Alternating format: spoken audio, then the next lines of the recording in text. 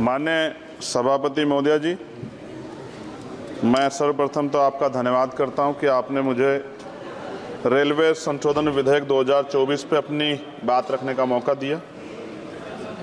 Railway संशोधन विधेयक 2024 पर मैं अपनी गहरी चिंता व्यक्त करता हूं। यह विधेयक भले ही रेलवे के शासन ढांचे को सुव्यवस्थित करने का लक्ष्य रखता हो, लेकिन ये हमारे रेलवे सिस्टम की मूलभूत ताकत को कमजोर कर सकता है। केंद्र सरकार की बढ़ती भूमिका भले ही अच्छे इरादों से प्रेरित हो, लेकिन इससे नौकरशाही में देरी हो सकती है और समय पर निर्णय लेने की क्षमता कम हो सकती है। हमें अपने रेलवे सिस्टम की चपलता और लचीलेपन को खोने का जोखिम उठा रहे हैं। रेलवे बोर्ड में सदस्यों की नियुक्ति में मंत्री जी से पूछना चाहता हूं कि क्या SC, ST, OBC और महिलाओं को इस बोर्ड में जगह मिलेगी। रेलवे बोर्ड सदस्यों की नियुक्ति शासन का एक महत्वपूर्ण पहलू है। यह आवश्यक है कि नियुक्तियां योग्यता और विशेषज्ञता के आधार पर हो, ना कि राजनीतिक विचारधाराओं के आधार पर। इस मोर्चे पर कोई भी समझौता निर्णय लेने की गुणवत्ता और भारतीय रेलवे के समग्र प्रदर्शन में गिरावट का कारण बन सकता है। जनता की जरूरतें सर्वोपरि है, इसलिए हमारे लिए आम आदमी की जरूरतें सर्वोपरि हैं। रेलवे सुलभ, किफायती और विश्वसनीय होना चाहिए। विधेयक को सुनिश्चित करना चाहिए कि इन सिद्धांतों का पालन होगा। हालांकि विधेयक का उद्देश्य अच्छा हो सकता है, लेकिन इससे संभावित परिणाम दूरगामी है। हमें सावधानीपूर्वक आगे बढ़ना चाहिए और सुनिश्चित करना चाहिए कि सुधार रेलवे के मूल तत्वों को कमजोर ना करें। साथ साथ सभापति महोदया, जिस लोकसभा क्षेत्र से मैं आता हूं, नगीना, वो बहुत पिछड़ा हुआ क्षेत्र है। वहाँ के युवा, किसान, महिलाएं, मजदूर जीवन यापन करने के लिए कठिनाइयों का सामना करना पड़ता है उनको।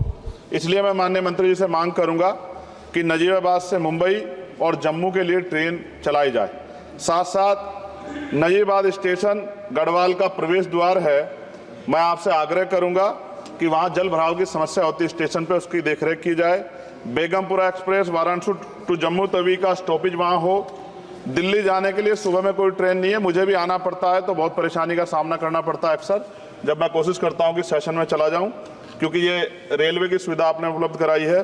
जलालाबाद क्रॉसिंग पे ओवरब्रिज बनना चाहिए। धामपुर में 2 जगह पे समस्या है सर, कई घंटे खड़ा होना पड़ता है, ओवरब्रिज की आवश्यकता है वहाँ। नगीना में ओवरब्रिज की जो कोतवाली वाला क्षेत्र है उसमें, सेहोरा में ओवरब्रिज की दिक्कत है, किरतपुर में है। और बैकलॉग सर बहुत इंपॉर्टेंट विषय है। रेलवे का बैकलॉग जल्दी भरना चाहिए। जनरल कोच बढ़ाए जाने चाहिए, क्योंकि बहुत बड़ी आबादी रेलवे में सफ़र करती है। बहुत लोगों की जान दुर्घटना में जा रही है। हमने कई एक्सीडेंट जो है देखे हैं, और एक कर्मचारी की जान के जिस तरह दब गई, ये भी एक बहुत बड़ी समस्या थी। जनता में गुस्सा पैदा हुआ, इसकी रोकथाम की जाए। गरीब यात्रा करने के लिए जाता है, अंतिम यात्रा ना हो जाए, इस बात का हमें ध्यान रखना पड़ेगा। साथ साथ इसका मुझे एक मुख्य कारण ये दिखाई देता है कि लोको पायलट को रात और दिन में ड्यूटी करनी पड़ती है। मैं खत्म कर रहा हूँ। रात की ड्यूटी कठिन है, उसके बाद पर्याप्त आराम चाहिए। इस संबंध में HPC का सुझाव भी था कि लोको पायलट के लिए 2 रात्रि बाद ड्यूटी का आदेश हो, तो ये इस पर अमल नहीं किया गया, जिसके कारण उनकी आंख लग जाती है और कई बार दुर्घटना होती है। हजारों लोगों की जिंदगी से खिलवाड़ नहीं होना चाहिए।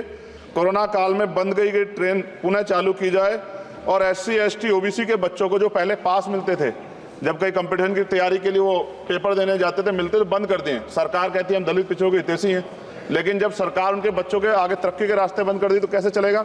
और जिस तरह लगातार निजीकरण हो रहा है, इस निजीकरण से सरकारी नौकरी खत्म हो जाएगी रेलवे में, तो ये दलित पिछड़ों के बच्चे कहाँ जाके बैठे, कौन सी कुर्सी बैठे। आज भी देश में सामाजिक गैर बराबरी है।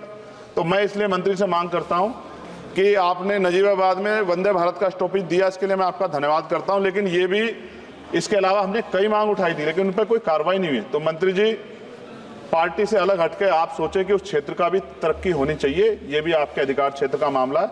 मैं दोबारा सभापति महोदय को धन्यवाद देता हूं और माननीय मंत्री से आग्रह करता हूं कि हमारी मांगों पर ध्यान दें और उस क्षेत्र में अवसर पैदा हो, इसका ख्याल रखें। बहुत बहुत धन्यवाद। पप्पू यादव जी। महोदय जी, मंत्री जी से पहले आग्रह होगा कि मंत्री जी